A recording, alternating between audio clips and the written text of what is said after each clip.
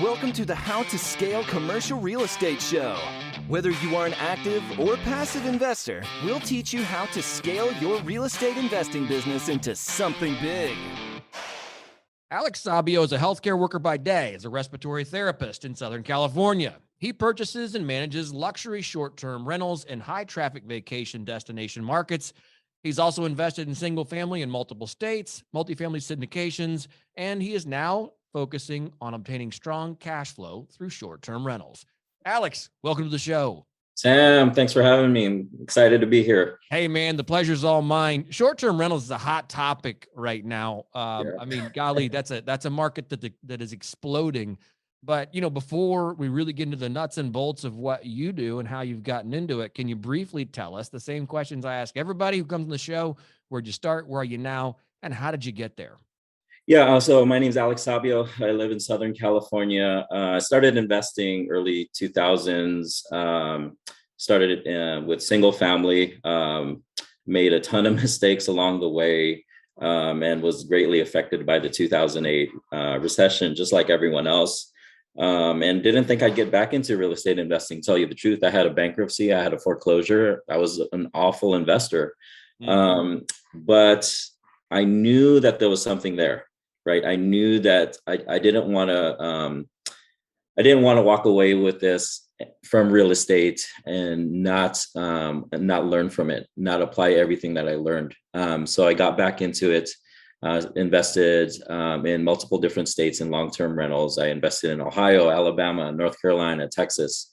And eventually I started getting going again in 2013. And I said, hey, you know what I want to do now is I want to focus heavily on cash flow, because that's really what my mistake was. That's why I went bankrupt. That's why I had a foreclosure, because I had all of these negative cash flowing properties. And at a certain point, I just ran out of energy. And so 2020, I wanted to scale the business, right? I wanted to blow it up. I said, hey, I'm hungry. I want to expand the portfolio. And I looked into multifamily. And as you know, early 2020, COVID hit, and it completely ruined my plans. And, I tried to get into multifamily. It just wasn't happening, tell you the truth. I just wasn't getting any good deals. Lending became almost impossible. And so I started doing some research, and my tax advisor kind of told me, she said, hey, why don't you get into short-term rentals? They make a little bit more money. I said, okay, let me look into that. And I kind of said, hey, what is the best short-term rental market out there? And people kind of pointed me in one direction, and that's how I got there. And with short-term rentals, it's all about cash flow. That's really what it is. I'm not really worried about appreciation or anything like that, although it's icing on the cake. But that's what I focus heavily in on now. I focus on luxury short-term rentals. I have this, this niche and what I like to target. So. Alex, that's awesome. I love that. And that's a very tough thing to find in today's, competitive environment, finding cash flow. I mean, that was what everybody preached forever. And, like you said, in multifamily and places like that, yes, it can be found. Yes, we are still closing deals in that space, but it's tough. It's tough to find. Right. And a lot of times I was still finding like long-term rental deals or even multifamily deals where each door was going to cash flow $100, $200, and it just wasn't enough for me and my goals. I wanted my wife to retire as soon as possible, and I wanted to retire as soon as possible. And I wanted to replace my income. So these short-term rentals, like I said, they generate so much cash flow to where we can do that. So. What's the plan if the market takes another dump and you're stuck with these rental properties that aren't being rented as much as they are right now? Yeah, and that's the nice thing about it. What I do is short-term rentals is all about marketing, right? Having the best pictures out there, and you have to buy it right. I mean, my short-term rentals, each home is cash flowing probably on average $5,000 a month. That's after all expenses. And so it's hard for me to imagine it going down to zero, right? I'm heavily invested in these markets where demand is just driving up profits. There's just not enough places for people to stay in these markets that I'm investing in. So would I be okay with just profiting $1,000 to $2,000? I'd be okay with that. But what I think I can do as an owner operator is I think I could outwork the competition. I mean, I focus heavily on marketing, making my property Instagrammable. My property gets awesome reviews. We make customer service a priority. And like I said, we have like 5-star reviews left and right. And I think my properties stand out above the competition. So if the market does dump, I'm not worried about the value of the home dumping, because in the end, I'm in this for cash flow. And I think I'm gonna rise above the competition at that point. What do you mean when you say it's Instagrammable? Like, I've never even heard that term. So tell us what that means and what does it mean to you? It's crazy, right? I don't get it either. I'm 41 years old. But you have like right now I'm working with an artist right now, and we're trying to install a mural, and the mural is going to have these butterfly wings. It doesn't make any sense to me whatsoever, but when people see those butterfly wings, they want to book it. They could, and people want to envision themselves sitting at these vacation properties and brag that they're in, like my properties are in Tennessee, and I have like the city names all over the place, and people just want to brag on social media saying, hey, I'm at this location. And that's really what it's about. That's crazy. I mean, all right, so doesn't make sense to me, but people will pay for it. And I'm willing to put it in. So, and shoot, man, those are industry hacks that that probably, again, to you and me, like, I couldn't give a rip, right? Yeah. Like, okay, right. Great city. What a blah. Am I having fun? Yeah. Is my family having fun? Right. But those are little things that you just go, wait, it's when you figured out your market and your market isn't you. Right. Exactly. And like I said, I don't get it, but people will pay for it. Like there's all my rentals have a picture. Like I have a hot tub in every single one of my short-term rentals, and you have to highlight that. People love a hot tub. I don't get it. You know what I mean? But people out there, they see a hot tub, they want to jump in, they want to have that picture with the sunset and have a glass of wine or something like that.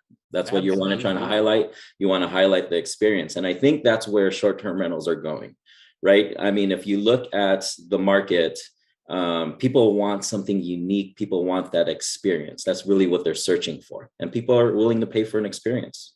Yeah, absolutely. I mean, there's no doubt that it is the experience that people are hunting, and it may be, it's taken off because people aren't hunting for that experience in a hotel setting.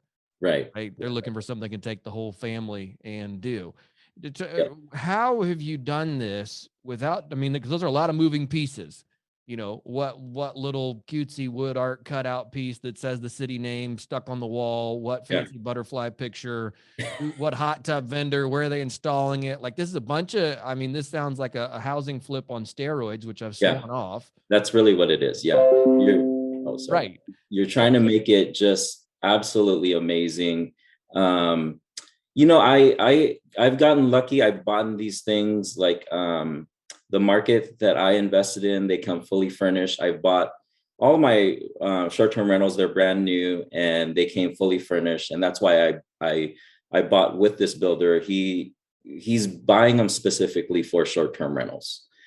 And he understands design. Guests absolutely love it. And so that's kind of what I do. And they're pretty much 98% ready. And then I go in there, add a little touch to it. That's all I do. So you're building ground up short-term rentals. Yeah, I don't know if I would say me building, because it's almost like buying tract housing. Like if you go to DR Horton or KB Homes and they're releasing a new phase, and I'd say I want that, and there's no real bidding war. And I've created like a really good relationship with my realtor to where she kind of feeds me those deals first before anyone else, before it hits the market. She knows I'm ready to buy and I'm going to close. And she knows what I do with it. She knows that I put in a lot of work. I think a lot of other people, when they buy vacation homes, they're just gonna go with what's there. And to be honest with you, they get ran down to the ground. They use property management or something like that, and they just don't get that love. I tend to pour a little bit more money back into the business. So. Yeah. So essentially the model, if I'm understanding correctly, is more of a spec builder. Pretty Someone, much. Yeah. yeah, it's a Pretty much. spec builder with a vacation rental twist to it. Right, exactly. I'm open to something else. I'm open to doing something creative and stuff like that. But to be honest with you, I'm a little lazy with that. I just wanted to start making money day one. I could definitely find something like in Joshua Tree, California, which is an hour and a half away from me. I would have to put in so much more work to make it Instagrammable and do a complete gut job. But the thing is, the second I sign on the dotted line, escrow, they give me keys. I'm on the market in 2 weeks. And I'm starting to make money right then and there versus waiting like 2-3 months or something like that, not making any revenue. I would have made so much more time because here we just closed on a property in May. I was on the end of May, and then I was on market middle June. Now middle June, I'm averaging $1,000 a night, right? And so the longer I take trying to do more work into it, I'm losing $1,000 every single night. So I'm like trying to get it on the market as soon as possible. Oh yeah, that's a strong motivator. What how are you financing these deals? So I have invested in long-term rentals. And so I got lucky over time, those built up equity, like slowly, slowly over time. And I've been pulling money from those. I've been financing them just regular conventional financing right now. We are getting to a point where like debt to income is going to become an issue. And so now we're looking at different lenders and going into commercial with a DSCR loan. So that's something we're looking into. Right. Yeah, that was gonna be my question. You've gone conventional up to a certain point, and then you probably tap out on that front. Right. But, what I tell people, I think people worry about that initially, right? Those are the biggest fears initially. But I tell people, man, just get into the game, figure that stuff out later on. Those are problems that are going to come later on. And then you'll figure it out. Once you start you're generating enough money. With me, I obsess with it. And I just start asking questions left and right from different people like, hey, how did you figure it out? Because someone's figured it out before already. There's tons of people that have figured this out. There's not people out there with just 2-3 homes and then that's it. There's people that have grown. And so now I've reached out to, and it's crazy because once you find one, all of a sudden the floodgates come, and then you're like, oh, there's so many other lenders out there that are willing to work with me. Right. Yeah, that's brilliant. What about management and systems? What do you do on that front? Well, that's the funny thing. So if the IRS is watching, I spend 500 hours a year on this. But the thing You spend is, a lot more than that, to be honest. yeah, right. And so we have automated systems out there. And tell you the truth, I always say I wish I would have gotten into short-term rentals 4 or 5 years ago. But to tell you the truth, I don't know if I would have, just because the technology has been developing so much more within the past few years. I mean, think about like even a security camera, right? I have a Ring floodlight. That's my go-to thing. I mean, how long have Ring floodlights been around? And even when they first started coming out, I mean, like the Ring doorbell, I mean, how many bugs were there with that? And definitely we probably didn't need to have those things, but for me, I feel more comfortable having them. Or like I have a Wi-Fi door lock that will automatically create the guest a code for the time they check in to the time they check out. That technology is actually still like, in its infancy right now. So, and there's all of these different apps that help automate like messaging and stuff like that, to the point where you're having to just talk to the guests or message the guests when problems arise. Like my guest just messaged me saying, hey, the hot tub isn't heating up. Well, the crazy thing with that is I have like pre-written like messages for these guests too. So all I have to do is just send that message. So. Yeah. And that's, those are the things you've got to implement in order to cut down that communication time. What's it been? And one of the common struggles I see in scenarios like this is that the technologies don't all talk to each other. Right. How have you overcome that? Yeah, it's true. There are definitely times when I want to go with a certain service and a certain app, and it hasn't They don't talk to one another. I think the technology is going to get better over time to where they do talk to one another, but there's always there's an answer to everything, right? And the thing is, none of like I have a channel manager, and the channel manager I use is Your Porter. It's not perfect by any means. There's definitely other channel managers that are way better, but Your Porter does the trick, and it automates the process, and it does talk to my door lock to give the guest that code. So, and really the thing is, I could add another channel manager on top of that. That's the beauty with these short-term rentals. They generate so much money that you can solve problems. Because if I added another channel manager, it'd be what, $20 more a month to have that feature. And like I said, like on average, our rentals are generating anywhere from $10,000 to $15,000 gross every single month. So to add $20, it's a drop in the bucket. Right. And that's one of the scaling facets, not that gets overlooked, but it's a benefit I think a lot of people don't consider until they're in it. When all of a sudden they go, wait, we've got the budget to solve problems, right? When you're squeaking out $200 a month on a long-term rental, you're going, oh crud, I don't have the budget to put the software in to call the technician to get it. It's like, you're there manually doing it just so you can continue to squeak out $200 a month. Yeah, definitely. I had that issue in Cleveland. I had short-term rentals in Cleveland, and I was generating, $200 a month. And then some of them were generating more, like $500 a month, which was cool. But then after 2-3 years, they were moving out, and I was in C-class neighborhoods, and it was costing me $5-6 grand, just to turn it around. And you're like, oh man, there goes all my profit, And so with long-term rentals, I found that there wasn't enough meat on the bone. And the only way really to blow up the long-term rental is just to get more. Like you're talking like 100, 200 long-term rentals, or get into multifamily, get a 200 unit apartment complex.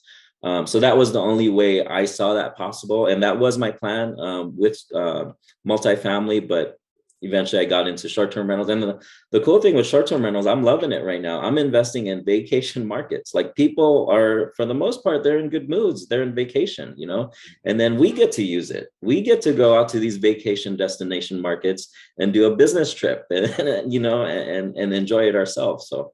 Right. Go inspect your properties and whatever else it is that you have to do there.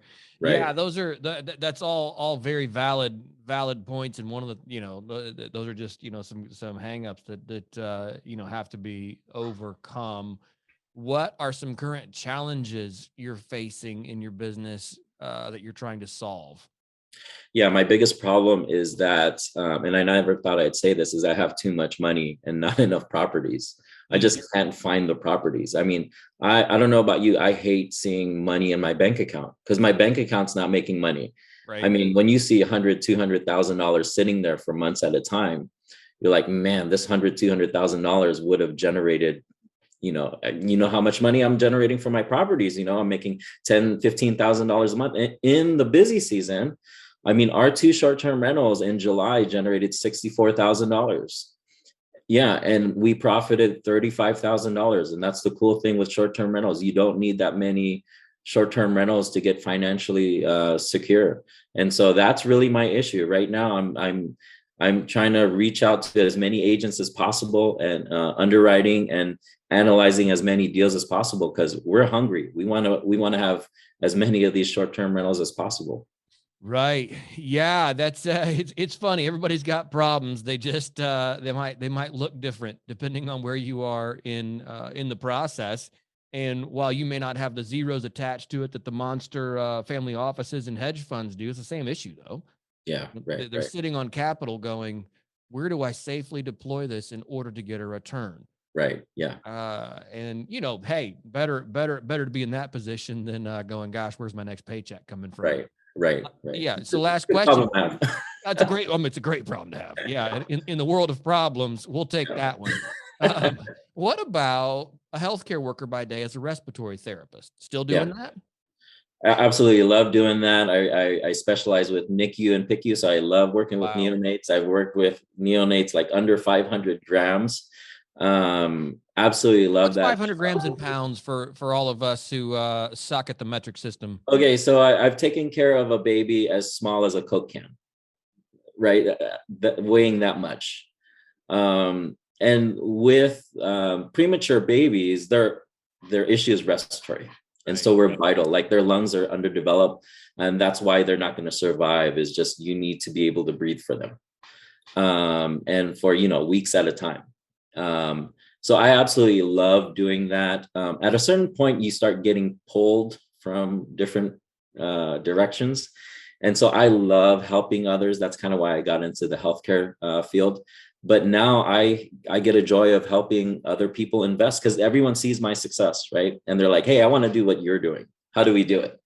And to be honest with you, I got a big fat mouth, and I just tell everyone everything, probably to my disadvantage. Like for a period there, I was telling everyone, oh, I love my cleaners. This is my cleaners. You could use my cleaners. And all of a sudden she got too big and she wasn't doing a good job.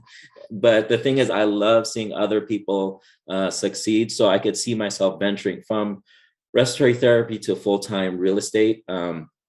It's just hard. I mean, I'm making just enough from real estate as I am in respiratory therapy. And then I have, right now I'm building 2 more short-term rentals. And so once those go live, you're talking about doubling my income from real estate versus what I'm making in respiratory therapy. So it's hard for me to stay in that field. Yeah, that's a bummer, man. And again, a good problem to have, because Right. most people are going, where's the exit? Let me run. Right. Like, can I get out of here fast enough? Yeah, I'm here to help you. Come on in. Come on. Right. No, that's fabulous, man. I love that. Hey, before we jump here into the final 4 questions, anything else as it pertains to scaling, short-term rentals, just thoughts on the economy, wherever you guys are in business that you'd love to share with our listeners? Yeah, I don't know how much I really want to scale the business. I know different owner operators that want to have like 100 of these, just because, and I could definitely see myself doing that. But why am I investing in real estate to begin with? I mean, the goal was to have more time off, to replace my W-2, inspire others, but really spend time with my family. I mean, if I have 100 short-term rentals, do I really want to answer to 100 guests? And maybe it gets to a point where I hire a virtual assistant or even hire a manager for that position. I don't know if I want that. Maybe I just have 5 or 6 short-term rentals that's my goal. 4, 5, or 6 short-term rentals. I think conservatively, I'll generate about $25,000 a month profit. I'm cool with that. I'm cool with that. And then at that point, can I just help others along the way invest and kind of do the same thing I'm doing? So, man, I really respect that, because, everybody always says bigger is better, or, they're like, well, now you made your 10 million. So how are you going to make your 100 million? yeah. And if you can be content, which it sounds like that's your aim, be content with what you've got, enjoy your time. I mean, you're 900% ahead of the bulk of the population. Right. Yep. So that's awesome to set your sights where you want it, and find that contentment there. So best of luck to you in that endeavor. Thanks. Yep. I got 4 questions for you. First Sure. one is this. Fire I'm 'em gonna off. give you just $20,000 to invest in real estate with no previous real estate investing experience. What would you do with it, and why? 20,000 for what I'm doing really isn't that much. What I would do is I would actually partner with someone that knows what they're doing and maybe go into a short-term rental themselves. I have a little brother who's trying to do the same thing. He has $30,000 and he keeps sending me deals right now. And I'm like, you know what, this is a little too aggressive. And he's learning a lot from it. We're pushing the budget a little too far. And I'm telling him, you know what, let's back down. Let's try to find condos instead of these big homes that I tend to focus in on. So definitely look into partnership, because I think a lot of times people have that $20,000 and they say, you know what, I can't do anything with it. Let me try to save up to $30,000. Let me try to save up to $40,000. Let me try to save up to $50,000. Next thing you know, 1, 2 years, 3 years, 4 years have gone by and you haven't done anything. Right. So really just partner with someone, just get in the game right now. Right. That's great. Question number 2, if you could help our listeners avoid one mistake in real estate, what would it be and how would you avoid it? The mistakes I made initially, I mean, my first deal was a scam, right? And it was really, I wanted to invest in out of state. I invested in this duplex in Colorado, and they said, hey, that you need $16,000. It's 5% down. And I looked at a coworker who was doing it, and I kind of took her word. I even went out there and visited. And it wound up being a scam. The guy went to jail and everything. He was buying this huge community, and he was taking a bunch of people's money. So really, it's all about getting out of your bubble. Just because the one person next to you is succeeding, try to find other people that are also succeeding, and they'll just jump into the first thing that you see just because your coworker or your auntie is doing well in that thing. There's so many ways that you can invest in real estate, so many other ways that you could make money. Get out there and start networking, talk to as many people as you can. So, yeah, no, that's great. Question number 3, when it comes to investing in the world, what's one thing you're doing right now to make the world a better place? Oh, geez, I think I like to give back. I give like 100 times more than I receive. And so really, it's all about helping others. Learning from my mistakes. Really, that's all it is. They could save so much time. And like I said, I have a big fat mouth. I'll let you know all the mistakes I made, So I think that's the biggest thing I'm doing. Oh, man. Yeah, absolutely. Yeah, absolutely. That's great. Alex, if our listeners want to get in touch with you, what is the best way to do that? I'm very active on social media. Just look for me on Instagram, The Real Alex Sabio, on Facebook, Alex Sabio. I did create a community for healthcare professionals who want to invest in real estate. If you look up healthcare professionals investing in real estate, I am there. I'm pumping out content. And yeah, look for me there. Awesome. Alex, thank you so much for your time today. Do appreciate it. Cool. Thanks. Hey, thanks for listening to the How to Scale Commercial Real Estate podcast. If you can do me a favor and subscribe and leave us a review on Apple Podcasts, Spotify, Google Podcasts, whatever platform it is you use to listen, if you can do that for us, that would be a fantastic help to the show. It helps us both attract new listeners as well as rank higher on those directories. So appreciate you listening. Thanks so much and hope to catch you on the next episode.